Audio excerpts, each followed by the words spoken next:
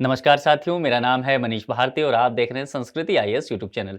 साथियों, आज जिस मुद्दे पर हम बात करने वाले हैं वह बेहद संवेदनशील मसला तो है ही, और यूपीएससी के लिहाज से देखें तो जीएस का पेपर 2 और पेपर 2 में आपके लिए एक टॉपिक है सोशल जस्टिस। तो यहाँ पर जाकर के यह मुद्दा जुड़ेगा। यह मसला जो है, मैंने पहले ही कहा कि बेहद संवेदनशील है, क्योंकि महिलाओं से संबंधित और उनके स्वास्थ्य से संबंधित मसला है। और यह मसला जो है मासिक धर्म का है। दरअसल इस मुद्दे पर बात करते हुए कि समाज में रूढ़िवादिता जो है अभी भी बहुत फैला हुआ है, तो इस मुद्दे पर लोग बात करने से बचते हैं, कतराते रहते हैं। लेकिन जो चीजें हैं, जो सच्चाई है, यथार्थ है, उससे मुख नहीं मोड़ा जा सकता है। इन्हीं सब चीजों को लेकर के हम विस्तार से चर्चा करने वाले हैं। हम देखने वाले हैं कि पार्लियामेंट में इसको लेकर के क्या बातें की गई है। और हाल ही में महिला एवं बाल विकास मंत्री जो है स्मृति ईरानी, उन्होंने इस पर कुछ बयान दिया है।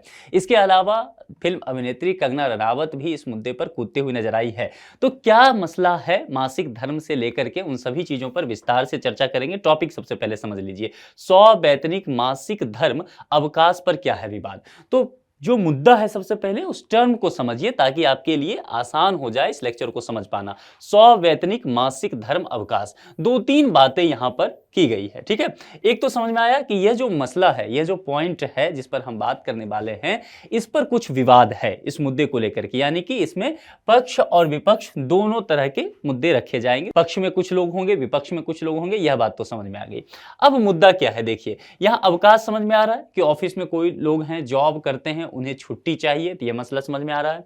यहां पर है 100 वैतनिक मासिक धर्म। मासिक धर्म की हम वैसे चर्चा करेंगे, आपको विस्तार से बताएंगे। मोटा तौर पे अभी आप ये समझ लीजिए कि मासिक धर्म जो होता है, जब महिलाएं जो है, बच्चियां टीन एज में जाती हैं, मोटा मोटी ये 12-13 साल की उम्र से इसकी शुरुआत हो जाती है, पीरियड्स आना जिसको आप कहते हैं महिलाओं में। तो यहां पर मासिक धर्म जो देखा गया है वह 12 साल से शुरू होता है, तकरीबन 55-60 तक महिलाओं के इस एज ग्रुप में यह चलता है। ठीक है, इसमें अब यहां पर बात की गई है कि यदि महिलाओं को मासिक धर्म होता है, मान लीजिए, तो उसमें तकलीफें होती है, पीड़ा होता है, कई बार किन्हीं को बहुत ज्यादा दर्द महसूस होता है। उस दौरान यदि वो ऑफिस जाती हैं या काम का जहां भी वो काम कर रही है वहां जाती है, तो क्या उन्हें छुट्टी दिया जाए, और जो छुट्टी दिया जाए उसके लिए उनका वेतन ना काटा जाए, यानी कि उनको वेतन दिया जाए। इसीलिए कहा गया 100 वैतनिक मासिक धर्म अवकाश। अब आपको ये मुद्दा समझ में आ गया। जब ये मसला यहां पर पार्लियामेंट में उठा, तब जाकर के स्मृति ईरानी जो है, जो कि मैंने पहले ही बताया कि महिला एवं बाल विकास मंत्री हैं अभी, इन्होंने इस बात का विरोध किया। इन्होंने कहा सरकार के पास इसका कोई प्रस्ताव नहीं है, हम 100 वैतनिक मासिक धर्म अवकाश देने के लिए, महिलाओं को अवकाश देने के लिए इस पर कोई विचार नहीं कर रहे हैं। अब ये पहली दफा जब आप ये बात सुनेंगे तो आपको बड़ा अटपटा नजर आएगा। आपको लगेगा कि अरे मासिक धर्म हो रहा है, महिलाएं इससे पीड़ित होती हैं, उन्हें तकलीफ होता है, ठीक है, तो क्यों नहीं 1-2 दिन छुट्टी दिया जा सकता है। और चूंकि उनको तकलीफ होता है, स्वास्थ्य से जुड़ा हुआ मसला है, ठीक है, वो कोई बहाना तो मार नहीं रही है, तो ऑफिस को चाहिए कि उन्हें उनका वेतन कट ना करे, पैसा उनको दे, जो 1-2 दिन छुट्टी अगर उनको लिया जाता है। यह मोटे तौर पर आपको शुरुआती दृष्टिकोण से देखेंगे तो आपको बिल्कुल सही नजर आएगा, लेकिन यहां पर कुछ पेच फंसा हुआ है, उसी बात पर हम चर्चा करने वाले हैं। ठीक है, जब आप गंभीरता से सोचेंगे तो दरअसल यह मुद्दा यदि अगर सरकार लागू कर देती है, इस मसौदे को पास कर देती है, यह चीजें प्रस्ताव में ले आती है कि ठीक है, मासिक धर्म पर महिलाएं अगर छुट्टी पे जाती हैं तो उनको पैसा दिया जाएगा, जो भी उनका जॉब है उसके अकॉर्डिंग, तो आप समझ लीजिए अंततः यह महिलाओं के लिए ही नुकसानदेह होने वाला है। अब यह बात मैं क्यों कह रहा हूं, इस बात को आप नोट करके रखिए कि फाइनली इससे महिलाएं ही पीड़ित होंगी, उनको ही नुकसान होगा। ये पूरा डिबेट जब आप सुनेंगे, अंततः आपको निष्कर्षतः यह बात समझ में आ जाएगा। देखिए, राष्ट्रीय जनता दल के राज्यसभा से सांसद हैं मनोज झा।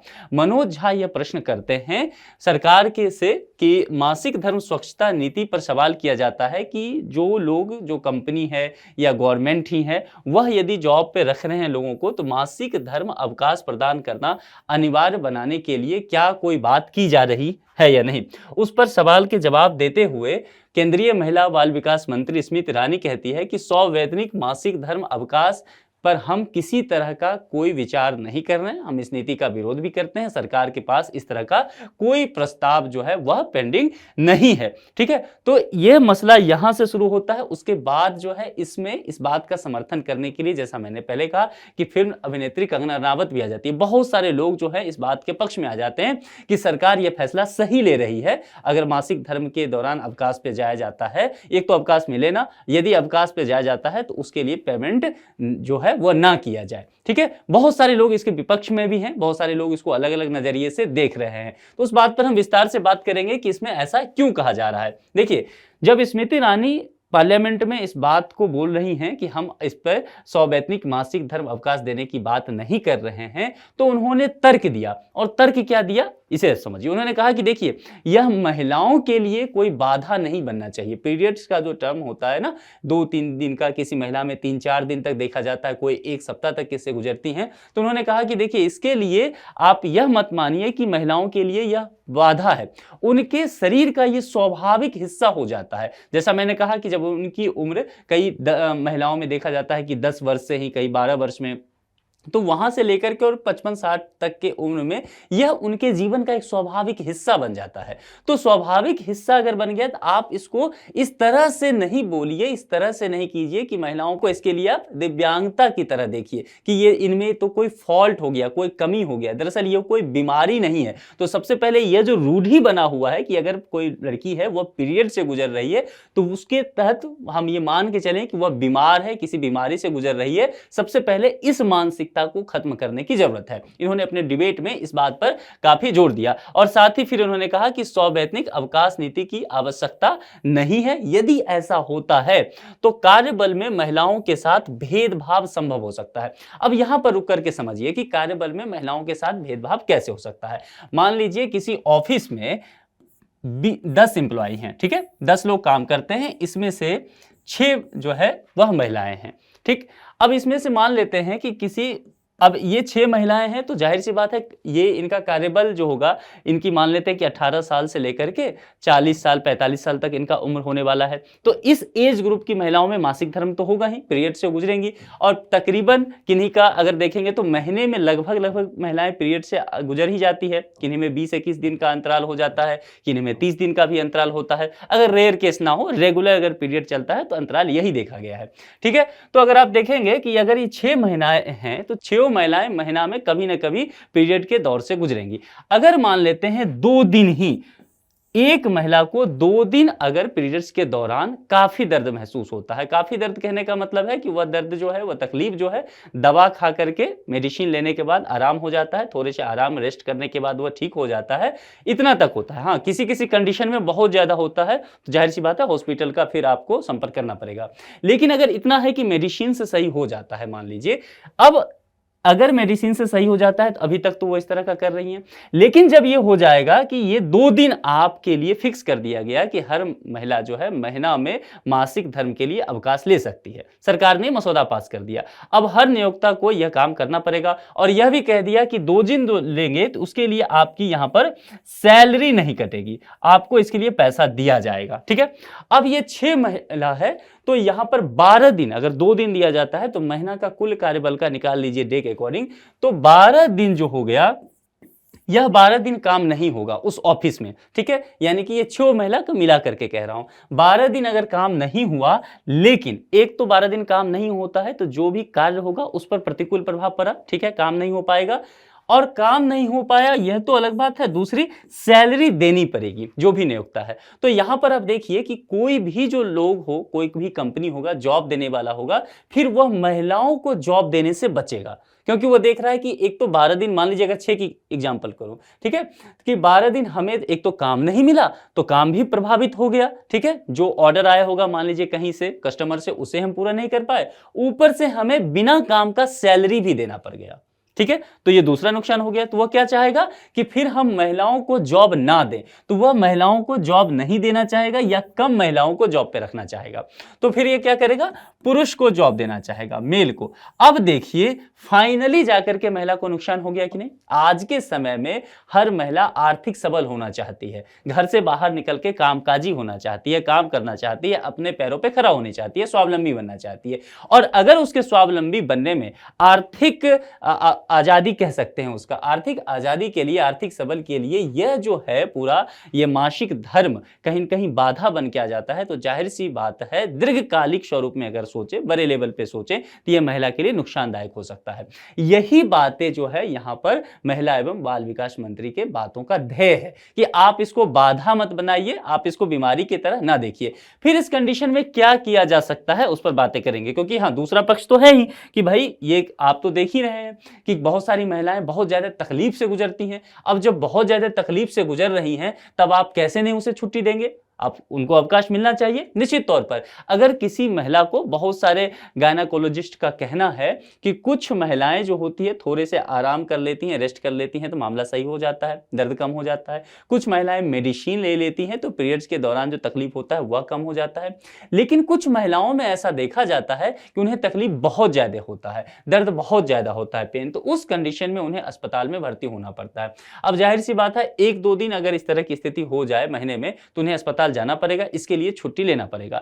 तो सभी महिलाओं के साथ नहीं है, 90% के साथ जो है वह मेडिसिन से ठीक हो जाता है मामला, यानी कि 10% जो महिलाएं हैं उनके साथ अति होता है। तो उन्हीं 10% महिलाओं को अवकाश की जरूरत है, उनके लिए कुछ वैकल्पिक व्यवस्था किया जा सकता है। अब समझ में आ गया। तो इस डिबेट को यहां से आप फिर जो है सही रास्ते पे लेके चले आएंगे कि ठीक है, जिनको बहुत तकलीफ है उनको अवकाश देने की बात की जाए या उनके लिए कुछ वैकल्पिक व्यवस्था की बात की जाए।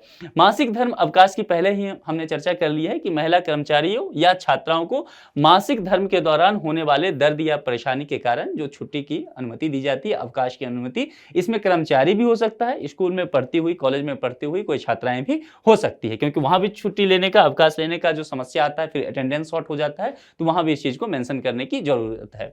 100 वैतनिक मासिक धर्म अवकाश की महिलाओं पर क्या क्या प्रभाव पड़ सकता है। देखिए, एक चीज तो मैंने पहले ही समझा दिया कि कार्यबल में महिलाओं के साथ भेदभाव हो सकता है। नियोक्ता जो है महिलाओं की नौकरी देने से बचेगा, पुरुषों को प्राथमिकता देगा, हमने इसकी चर्चा कर ली है।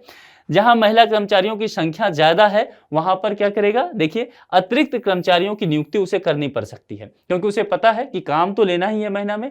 अब ये महिला जो है 2 दिन के लिए छुट्टी पे चली जाएगी, 6 महिला है तो 12 दिन का छुट्टी होगा महीने में, तो जाहिर सी बात है कुछ अतिरिक्त कर्मचारी हमें रखना पड़ेगा। अब कुछ अतिरिक्त कर्मचारी रखते हैं तो लॉजिस्टिक कॉस्ट उसका बढ़ जाएगा कंपनी का, तो ओवरऑल जो प्रॉफिट होता है वो प्रॉफिट कम हो जाएगा। तो इस वजह से कंपनी क्या करेगी, महिला कर्मचारी की नियुक्ति करना ही नहीं चाहेगी। तो यह जो है उसके कंपटीशन पे कहीं न कहीं बाजार आधारित अगर अर्थव्यवस्था देखें तो उस कंपनी पर प्रतिकूल प्रभाव पड़ेगा और इसका खामियाजा अंततः महिला को ही भुगतने को मिल सकता है। मासिक धर्म क्या होता है, थोड़ी सी चर्चा हमने किया था, चलिए थोड़े विस्तार से देख लेते हैं। देखिए, मैंने पहले भी कहा था कि आप इस बात को समझिए कि मासिक धर्म कोई इसमें जो है रूढ़िवादी चीजें नहीं है। निश्चित तौर पर समाज अभी भी बहुत जागरूक इसको लेकर के नहीं हुआ है, ठीक है। खासकर आप देखेंगे बहुत सारी पढ़ी लिखी लड़कियां भी बहुत जागरूक इन चीजों को लेकर के नहीं है। समय के साथ सोच बदलने की जरूरत है, ठीक है। तो मासिक धर्म क्या है, एक सामान्य प्राकृतिक जैविक प्रक्रिया है और महिला के गर्भाशय से संबंधित यह मसला है। गर्भाशय के अंदर जननांग के रास्ते रक्त और उत्तक बाहर निकलता है। इस प्रक्रिया में एस्ट्रोजन और प्रोजेस्टेरोन जैसे हार्मोन अंडाशय से निकलते हैं।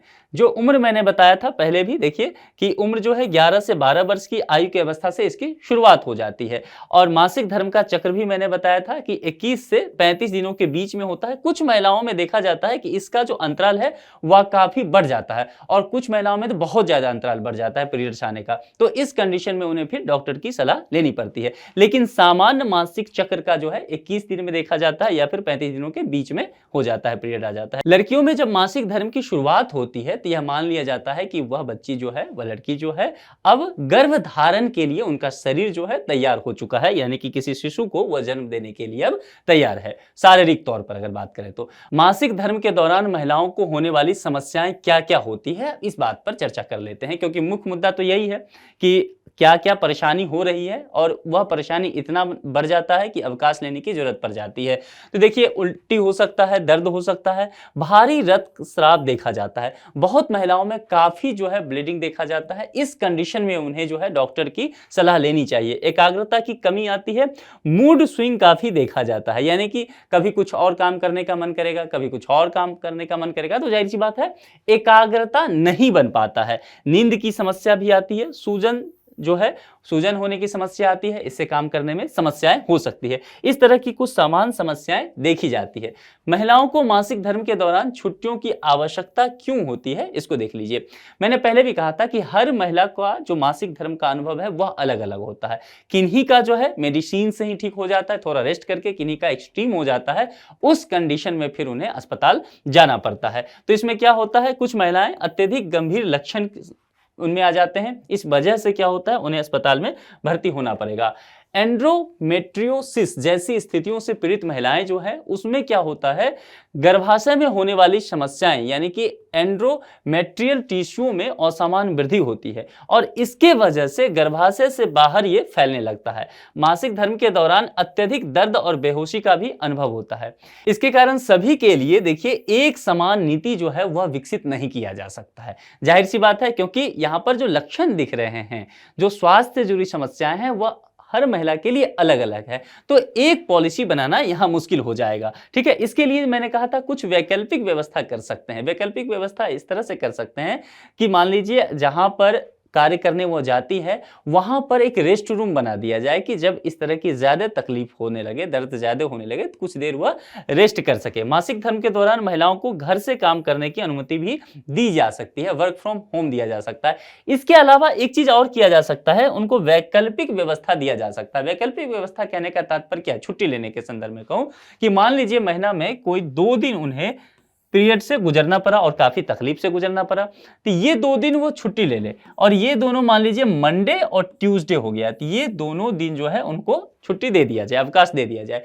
इसके बदले उन्हें कहा जाए कि अगले सैटरडे और संडे को आकर के आप जॉब कर दीजिए, अपना काम कर लीजिए। ठीक है, अगर सैटरडे को भी ऑफ है, नहीं तो 2 संडे वो कर लें, महीने के उस 2 महीने के 2 संडे कर लें, तो इस 2 दिन उनको छुट्टी मिल गया, और अगले जो 2 संडे है या सैटरडे संडे, वहां वह मेकअप हो गया उस छुट्टी का। तो ये भी छुट्टी देने की वैकल्पिक व्यवस्था की जा सकती है। कुछ कंपनी जो है ये कर भी रही है, और ये अच्छा प्रयास है। मासिक धर्म से संबंधित समस्याएं क्या है, देखिए देश के कई हिस्सों में आज भी, जैसा मैं लगातार चर्चा करता रहा हूं, कि सामाजिक रूढ़ि और सांस्कृतिक वर्जनाओं से यह मामला जुड़ा हुआ है। जब पीरियड्स होता है किसी लड़की को, महिला को, आप देखेंगे गांव घर में भी आप सुनते होंगे, अपने आसपास में भी आप देखते होंगे। ठीक है, आपकी अगर कोई महिला मित्र होगी तो उनसे भी आपने कई बार ये सुना होगा कि ऐसा माना जाता है कि ये लड़की अब अपवित्र हो गई है, पूजा पाठ नहीं कर सकती, भगवान का जलाभिषेक नहीं कर सकती, ये कोई पूजा घर होगा तो वहां नहीं जा सकती। सामाजिक जो रूढ़िवादी चीजें हैं वह काफी हावी है इन चीजों पर। समय के साथ इसको तोड़ने की जरूरत है। काफी भेदभाव होता है, मंदिरों वगैरह में प्रतिबंध भी लगा दिए जाते हैं, कहीं ना कहीं अलगाव की समस्या भी इसमें देखी जाती है। धार्मिक गतिविधियों से उन्हें परहेज करना पड़ता है। ठीक है, यह कोई, देखिए पहले बता देता हूं मैंने कि ये बिल्कुल नेचुरल है, प्राकृतिक क्रिया है, इसमें कुछ गलत है ही नहीं। कुछ जैसा कि मिनिस्टर ने भी कहा कि इसको आप बाधा या बीमारी के तौर पे देखिए नहीं, ये तो शरीर का हिस्सा है, स्वाभाविक जीवन शैली है महिलाओं का। ठीक है, तो इसको दूसरे रूप में देखने की आवश्यकता नहीं है। समय के साथ इस पर खुल करके बात करने की जरूरत है, अपने आप को शिक्षित करने की जरूरत है, अपने आप को जागरूक करने की जरूरत है। और यह जागरूकता सिर्फ महिलाओं के लिए नहीं, हम पुरुषों के लिए भी आवश्यक है, ताकि इन सब चीजों को समझ पाए और इससे हम बाहर निकल पाए, एक कायदे का इंसान बन पाए। मासिक धर्म से संबंधित मुद्दों और स्वच्छता के बारे में जागरूकता की जो कमी है उस पर काम करना पड़ेगा। इसके अलावा सैनिटरी पैड उपलब्ध करवाने पड़ेंगे, खास करके ग्रामीण क्षेत्रों में। ग्रामीण क्षेत्रों में देखा गया है कि सैनिटरी पैड को लेकर के जागरूकता बहुत कम है। महिलाएं कई बार ऐसा देखा गया है कि पीरियड्स के दौरान कपड़ों का इस्तेमाल करने लग जाती हैं, और कपड़ों की वजह से क्या होता है, इन्फेक्शन हो जाता है, और इस वजह से समस्याएं और भी जटिल हो जाती है। एक फिल्म भी इस पर आया था, पैड मैन, अक्षय कुमार का, यदि आपने देखा हो तो उसमें पैड को लेकर के बातें की गई थी, पैड के इस्तेमाल को लेकर के, सैनिटरी पैड के इस्तेमाल को लेकर के। तो ग्रामीण क्षेत्रों में जो है सैनिटरी पैड की उपलब्धता कराई जाने की जरूरत है। इसके अलावा क्या है, यह भी कर सकते हैं कि स्कूल कॉलेजेस में सैनिटरी पैड जो है सरकार मुफ्त उपलब्ध करवा दे। एनजीओ के माध्यम से काम किया जा सकता है। राष्ट्रीय परिवार स्वास्थ्य सर्वेक्षण लगभग 27% ग्रामीण महिलाएं मासिक धर्म के दौरान सुरक्षा के अस्वच्छ साधनों का प्रयोग करती है। जैसा कि मैंने पहले भी कहा कि कपड़े का इस्तेमाल करने लग जाती है, उसमें गंदगी रहता है, इस वजह से इन्फेक्शन वगैरह हो जाता है। संक्रमण और स्वास्थ्य समस्याओं के जोखिम में इस वजह से वृद्धि होती है। इस सर्वे के द्वारा यह देखा गया है, राष्ट्रीय परिवार स्वास्थ्य सर्वेक्षण, इसके तहत यह देखा गया है कि सैनिटरी पैड का उपयोग काफी कम होता है। दुकानों में सैनिटरी पैड खरीदने में झिझक भी होती है। कभी आपने गौर किया है, आप कभी मेडिकल शॉप पे जाएं और यदि कोई महिला आती है सैनिटरी पैड खरीदने के लिए, तो आप गौर से देखिएगा, चीजों को समझने की कोशिश कीजिएगा। अगर संवेदनशील व्यक्ति होकर के तो देखेंगे दुकानदार जो है एक ब्लैक कलर के पॉलिथीन में उसे डाल के देता है। आप जरा सोचिए, क्या इसकी जरूरत है? सैनिटरी पैड स्वास्थ्य से जुड़ा हुआ मसला है, ठीक है। जैसे हमें बुखार होता है, खांसी होता है, वैसा ही पीरियड होता है। तो इसमें कोई बहुत इस तरह की बातें हैं नहीं कि उसको छुपाया जाए, इसमें लज्जित होने की बात है, शर्मिंदगी होने की बात है। लेकिन आप देखेंगे समाज का ढांचा ऐसा तैयार हो गया है कि दुकानदार भी उसको ब्लैक कलर के पॉलिथीन में छुपा करके देता है और महिलाएं भी छुपा करके ही लेती हैं। हालांकि धीरे धीरे इन सब चीजों पर खुल के बातें होने लगी है और जो कि होना भी चाहिए, ये अच्छी चीजें हैं। ग्रामीण क्षेत्रों में सैनिटरी पैड की उपलब्धता की काफी कमी बताई गई है और यह जो है निश्चित तौर पर दुखद है। यहां पर यह होना चाहिए कि ग्रामीण स्तर पर जो स्कूल कॉलेजेस हैं वहां भी इसकी उपलब्धता कराई जाए। इसके बारे में जानकारी का ना होना भी एक बड़ी समस्या है, तो सही से बच्चों को इसके बारे में बताया जाए ताकि वो अपने शरीर के बारे में समझ पाए। क्योंकि होता क्या है ना, जब आप जो है किशोरावस्था में प्रवेश करते हैं, 10 साल, 11 साल, 12 साल की उम्र में जब आप जाते हैं, टीन एज में प्रवेश करने लग जाते हैं, तो किसी भी व्यक्ति, चाहे वो लड़का हो या लड़की हो, उसके शरीर में शारीरिक तौर पर बहुत सारे परिवर्तन देखने को मिलता है और वो काफी विचलित होते रहता है कि उसके शरीर में क्या क्या परिवर्तन हो रहे हैं, ठीक है। और उसी दौरान जो है पीरियड्स की शुरुआत होती है। तो जाहिर सी बात है, कोई भी लड़की हो जो मान लीजिए 12-13 साल की बच्ची है और पीरियड की शुरुआत हो गई, मासिक धर्म की शुरुआत हो गई, तो उन सब चीजों को लेकर के वो बहुत असहज हो जाती है। वह किससे इस मुद्दे पर बात करे, इसको लेकर के भी बड़ी समस्या बने रहता है। और अगर गार्जियन से बात करें तो वो भी बचते रहते हैं, वो भी शर्माते रहते हैं। तो जाहिर सी बात है कि सही जानकारी उन तक नहीं पहुंच पाती है और इस वजह से कई बार स्वास्थ्य की समस्याएं जो है और विकट हो जाता है। अब सरकार इसको लेकर के क्या प्रयास कर रही है, जरा इसको देखते हैं। प्रधानमंत्री भारतीय जन औषधि केंद्र केवल ₹1 में एक सैनिटरी पैड उपलब्ध करवा देती है। इसकी सुविधा नामक ऑक्सो बायोडिग्रेडेबल सैनिटरी नैपकिन प्रदान ये करते हैं। बेटी पढ़ाओ बेटी बचाओ का नारा आपने सुना होगा। इस नारे के तहत मासिक धर्म स्वच्छता के बारे में भी जागरूकता दिया जा रहा है ताकि इस चीज को बच्चियां समझ सके। वर्ष 2014 में केंद्र सरकार ने राष्ट्रीय किशोर स्वास्थ्य कार्यक्रम की शुरुआत की थी। इसके तहत मासिक धर्म स्वच्छता कार्यक्रम भी शामिल किया गया था। यानी कि धीरे धीरे सरकार इस चीज को समझ रही है कि इस मुद्दे पर बात करना बेहद जरूरी है। मासिक धर्म स्वच्छता योजना, लड़कियों को सैनिटरी नैपकिन पैक जो है वह उपलब्ध इसके तहत कराया जाएगा। महाराष्ट्र का एक केस स्टडी देखते हैं। महाराष्ट्र में अस्मिता योजना, इसके तहत स्कूल जाने वाली किशोर लड़कियों को सैनिटरी नैपकिन उपलब्ध कराया जाता है। यह जो अस्मिता योजना है, दरअसल इसको जो है और बड़े स्तर पर ला करके और जो महाराष्ट्र को और भी राष्ट्रों का अनुकरण करना चाहिए। जिस तरह से महाराष्ट्र ने अस्मिता योजना चलाया है, बाकी राज्यों को यह काम करना चाहिए और सैनिटरी नैपकिन जो है बच्चों को उपलब्ध कराना चाहिए। मासिक धर्म नीति को लेकर के मैंने बात किया था, इस पॉलिसी को लेकर के क्या क्या बातें की गई है। देखिए, स्वास्थ्य मंत्रालय ने मासिक धर्म स्वच्छता नीति का मसौदा तैयार किया। इसमें कुछ बातें कही गई। क्या इसका उद्देश्य क्या रखा गया? मासिक धर्म स्वच्छता को लेकर जागरूकता में वृद्धि करना है। मासिक धर्म के दौरान क्या है, महिलाओं को घर से काम करने की सुविधा दी जाए और सहायता अवकाश, दोनों चीज मैं समझा चुका हूं कि किस तरह से अगर 2 दिन वो छुट्टी पे हैं पीरियड की वजह से, तो सैटरडे संडे आकर के काम कर सकते हैं, ठीक है। और जाहिर सी बात है, जागरूकता इसमें बढ़ाया जाने की जरूरत है और वर्क फ्रॉम होम भी उनको दिया जा सकता है। महिलाओं के खिलाफ जो है किसी तरह का भेदभाव ना किया जाए, ये समझने की जरूरत है नियोक्ताओं को। मासिक धर्म के आधार पर उत्पादकता में किसी तरह की कमी हो सकती है, इस धारणा को तोड़ने की जरूरत है। क्योंकि देखिए, कई कंपनी, कई सारे लोग, चूंकि हम जिस समाज में रहते हैं वह समाज जो है पितृसत्तात्मक समाज है, पुरुषों की चलती है। अब वहां पर यह सोच बना हुआ है कि अगर महिलाओं को हम जॉब देते हैं, 2-3 दिन 4 दिन ये मासिक धर्म से गुजरेगी, दर्द से हो रहेगी, पीड़ा में तकलीफ में रहेगी, ये अगर छुट्टी नहीं भी लेती है, ऑफिस आती भी है, तो ये 3-4 दिन का जो समय है ये अच्छे से काम नहीं कर पाएगी। तो इससे क्या होगा, प्रोडक्टिविटी में कमी आ पाएगा।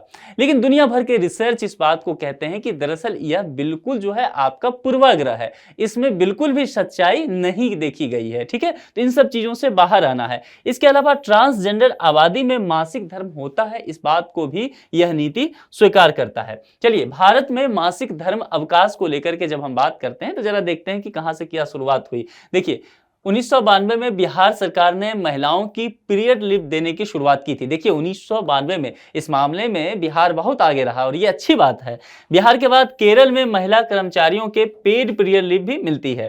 केरल में छात्राओं को पीरियड्स के दौरान स्कूल कॉलेज से भी छुट्टी मिल जाती है ताकि इनके अटेंडेंस को लेकर के वहां समस्याएं ना हो। अब जरा देखते हैं कौन कौन से ऐसे देश हैं जो पीरियड के दौरान अवकाश दे देते हैं। देखिए, इन देशों में छुट्टी मिल जाती है, जैसे स्पेन को लेकर के बात करें, जापान को, Indonesia, Philippines, Taiwan, Zambia, south Korea, Vietnam और मेक्सिको। इन सभी देशों में बच्चियों को, महिलाओं को, स्कूल कॉलेज में अगर बच्चियां हैं, महिलाएं काम कर रही हैं, तो उनके पीरियड्स के दौरान उनको अवकाश दिया जाता है। तो देखिए, सबसे बड़ी बात क्या है कि यहाँ पर जो मैंने पूरे डिबेट के अब निष्कर्ष पे आ जाता हूं, मंत्री जी ने इस बात का विरोध किया कि सवैतनिक मासिक धर्म अवकाश के लिए सरकार के पास कोई प्रस्ताव नहीं है, सरकार इस पर चर्चा नहीं कर रही है, हम इस बात का विरोध करते हैं, ये नहीं होना चाहिए।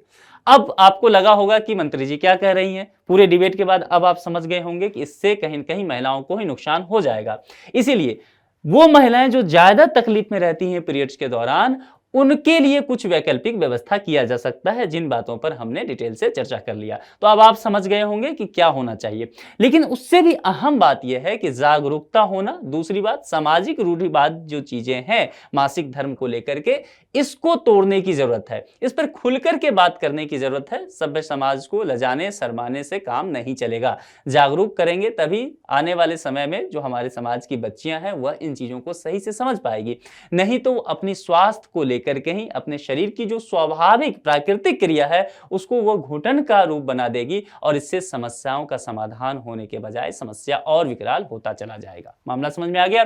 अब इस मुद्दे पर एक संभावित प्रश्न है और प्रश्न है, अस्मिता योजना किससे संबंधित है? 4 विकल्प दिया गया है। विधवा महिलाओं को रोजगार उपलब्ध कराना, स्कूल जाने वाली किशोर लड़कियों को सैनिटरी नैपकिन उपलब्ध कराना, बलात्कार से पीड़ित महिलाओं को रोजगार उपलब्ध कराना या ट्रांसजेंडर को रोजगार उपलब्ध कराना।